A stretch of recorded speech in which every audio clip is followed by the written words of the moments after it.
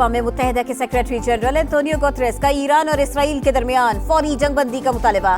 سلامتی کونسل سے خطاب میں کہا امن کو موقع دیا جائے۔ پاکستانی مندوب عاصم افتخار بولے عالمی برادری مجرمانہ کارروائیوں پر اسرائیل کو جواب دہ ٹھہرائے۔ وزیر اعظم شہباز شریف کی مولانا فضل الرحمان کی رہائش کا آمد۔ اسجد محمود پر حملے اور اغوا کی کوشش پر تشویش کا اظہار۔ ملوث افراد کو جلد از جلد قانون کی گرفت میں لانے کا حکم۔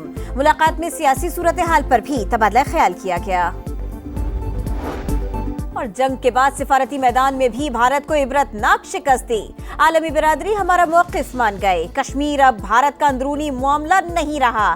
سینتاس معاہدہ بھی ماننا پڑے گا ورنہ تمام 6 دریا پاکستان کے ہوں گے۔ بلاول بھٹو کا وطن واپسی پر کراچی میں خطاب۔ پاکستان اور امریکہ باہمی تعلقات کو ٹھوس اقدامات میں بدلنے پر متفق۔ وزیر اعظم شہباز شریف اور امریکی وزیر خارجہ مارکو روبیو کا ٹیلی فونک رابطہ۔ تجارت، سرمایہ کاری، توانائی اور دفاعی شعبوں میں تعاون بڑھانے پر اتفاق۔ اعلیٰ سطح پر باہمی دوروں کی ضرورت پر زور۔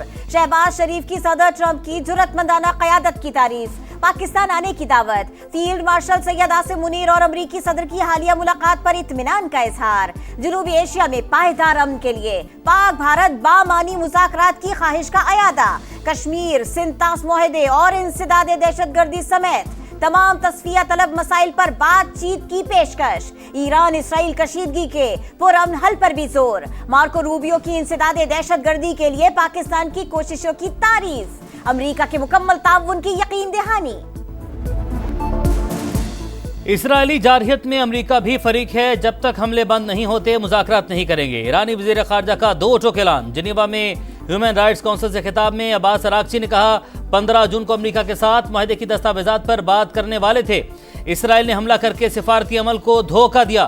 ہر صورت اپنی خود مختاری کا دفاع کریں گے۔ ایرانی وزیر خارجہ کی برطانیہ، فرانس، جرمنی اور یورپی یونین کے نمائندوں سے ملاقات۔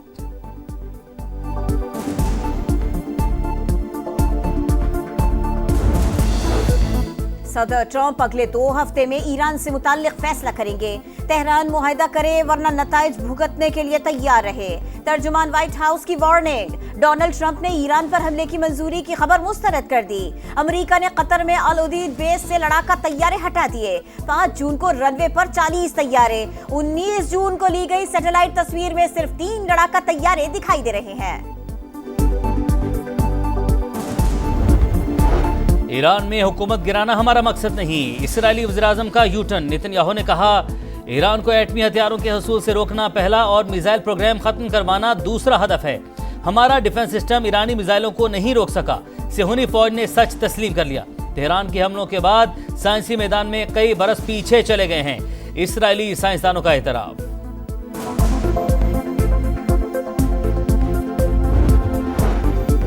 Iron Dome ناکارہ۔ ایران نے اسرائیل کے دفاعی نظام کو اڑا کے رکھ دیا۔ تابڑ توڑ میزائل حملے۔ مزید 39 میزائل فائر۔ حیفا میں 2 افراد زخمی۔ بیر صبا میں ٹیکنالوجی سینٹر ملیا میٹ آگ بھڑک اٹھی۔ 18 افراد زخمی۔ اسرائیل کو منہ توڑ جواب دیتے رہیں گے۔ دشمن کے ساتھ وہی سلوک ہوگا جس کا وہ مستحق ہے۔ ایرانی سپریم لیڈر کا پھر واضح پیغام۔ صدر مسعود پزشکیان بولے دشمن کی جارحیت کو غیر مشروط طور پر روکنا ہی جنگ کے خاتمے کا واحد راستہ ہے۔ اسرائیل ایران میں شہری اہداف کو نشانہ بنانے لگا۔ ایرانی وزارت صحت کی تہران میں اسپتال پر راکٹ حملے کی تصدیق۔ صہیونی فوج کا مزید درجنوں اہداف کو ٹارگٹ کرنے، ایک اور ایٹمی سائنسدان کو مارنے کا دعویٰ۔ 60 طیاروں کی میزائل پروڈکشن سائٹس اور جوہری تحقیقاتی مرکز پر بمباری۔ موساد کا ایک اور ایجنٹ پکڑا گیا۔ اسرائیلی بمباری کے باوجود ایران کے عوام بے خوف۔ شہر شہر نماز جمعہ کے بڑے اجتماعات۔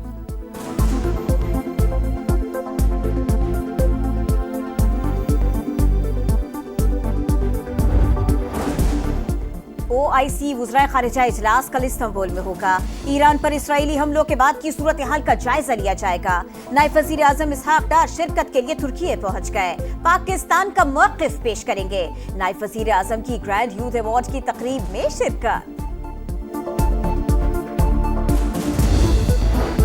پاکستان دہشت گردی کے خلاف عالمی جنگ میں فرنٹ لائن پر رہا۔ دنیا کو پرامن اور محفوظ بنانے کے لیے بے پناہ انسانی اور معاشی قربانیاں دی۔ بعض علاقائی عناصر دہشت گردی کو بطور ہائبرڈ وارفیئر استعمال کر رہے ہیں. سفارتکاری اور بین الاقوامی قوانین کی پاسداری ہی امن کا واحد راستہ ہے. فیلڈ مارشل عاصم منیر کی واشنگٹن میں ممتاز اسکالرز، سینئر تجزیہ کاروں اور عالمی میڈیا کے نمائندوں سے گفتگو. پاکستان کا واضح موقف سامنے رکھ دیا. علاقائی کشیدگی میں کمی کے لیے فعال کردار کا اعادہ. کہا پاکستان میں آئی ٹی، زراعت، کانکری اور معدنیات کے وسیع اور کم استعمال شدہ ذخائر ہیں. بین الاقوامی شراکت داروں کو مختلف شعبوں میں مشترکہ خوشحالی کے مواقع تلاش کرنے کی دعوت.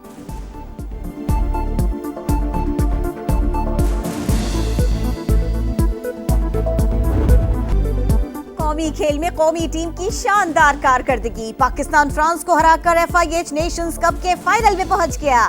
مقررہ وقت کے دوران مقابلہ 3-3 گول سے برابر رہا.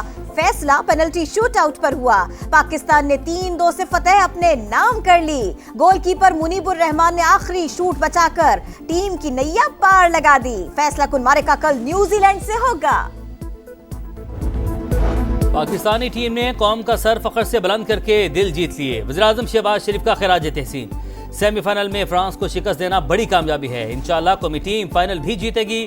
وفاق کی وزیر مواصلات اور صدر استحکام پاکستان پارٹی عبدالعلیم خان کی مبارکباد. وزیر اعلیٰ پنجاب مریم نواز کا بھی کپتان عماد بٹ اور دیگر کھلاڑیوں کو خراج تحسین.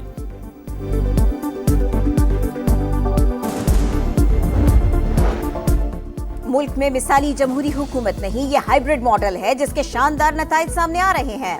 90 کی دہائی میں اس ماڈل کو اپنایا جاتا تو آج پاکستان کے حالات بہت مختلف ہوتے. وزیر دفاع خواجہ آصف کا عرب میڈیا کو انٹرویو. کہا ہم نے باہمی مشاورت سے اختیارات تقسیم کر رکھے ہیں. وزیر اعظم تمام فیصلے آزادی کے ساتھ کر رہے ہیں. معاشی اور گورننس کے مسائل سے نجات تک یہی سسٹم چلتا رہے گا.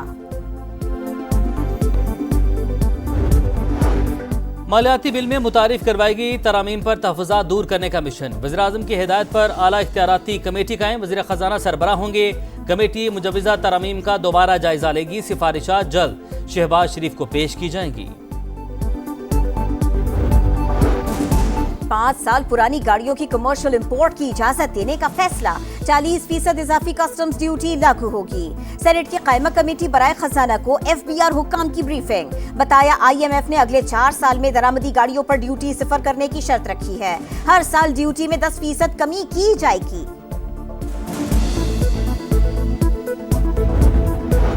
حکومت کا 5 لاکھ ٹن چینی درآمد کرنے کا فیصلہ. وزارت غذائی تحفظ نے عوامی ضروریات کے مطابق چینی نہ ہونے کا تاثر غلط قرار دے دیا. بتایا گزشتہ سیزن میں وافر ذخائر کی وجہ سے چینی برآمد کی گئی. درآمد کا فیصلہ قیمتوں میں استحکام کے لیے کیا گیا. خیبر پختونخوا حکومت گرانے کی سازشیں جاری ہیں. یہی کچھ ہوتا رہا تو کسی بھی وقت اسمبلی تحلیل کر دیں گے. وزیر اعلیٰ علی امین گنڈا پور کی دھمکی. ویڈیو پیغام میں کہا صوبائی بجٹ پاس نہیں کرتے تو وفاق مالی ایمرجنسی کی بنیاد پر خیبر پختونخوا کا کنٹرول سنبھال سکتا ہے. کوئی سازش کامیاب نہیں ہونے دیں گے. گورنر ہاؤس کراچی میں اجلاس کی اجازت نہ ملنے کا تنازع عدالت پہنچ گیا. سندھ ہائی کورٹ کا قائم مقام گورنر کے لیے دفتر کھولنے کا حکم. عمل درآمد کی رپورٹ پیر کو طلب کر لی. اجلاس کے لیے گیا تو بتایا گیا کامران ٹیسوری ملک سے باہر ہیں. دفاتر کی چابیاں ساتھ لے گئے. قائم مقام گورنر اویس قادری شاہ کا موقف. عدالتی احکامات کے بعد گورنر ہاؤس آمد. عملے سے ملاقات. اویس قادر کے الزامات غلط فہمی کا نتیجہ. مخصوص آفس پیشگی تیار تھا. مرکزی دفتر استعمال کرنا تھا تو بروقت آگاہ کرتے. ترجمان کا رد عمل. کامران ٹیسوری کی واقعے کی انکوائری کی ہدایت. کہا اویس قادر قابل احترام ہیں. گورنر کی چابیاں ساتھ لے جانے سے متعلق بیان میں کوئی صداقت نہیں. پرنسپل سیکرٹری ساجد ابڑو کی تردید.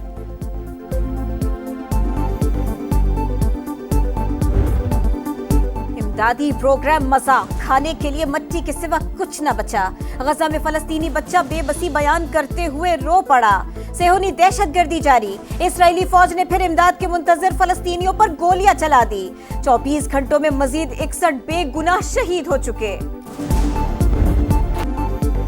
اور سما کی آواز ملی نغموں کا سب سے بڑا مقابلہ. ملک بھر سے 16 بہترین آوازیں جادو جگائیں گی، لہو گرمائیں گی. استاد غلام علی خان، اسرار شاہ اور سارہ رضا خان جج. سما کی آواز 22 جون سے 14 اگست تک ہر اتوار رات 11:05 پر صرف سما پر.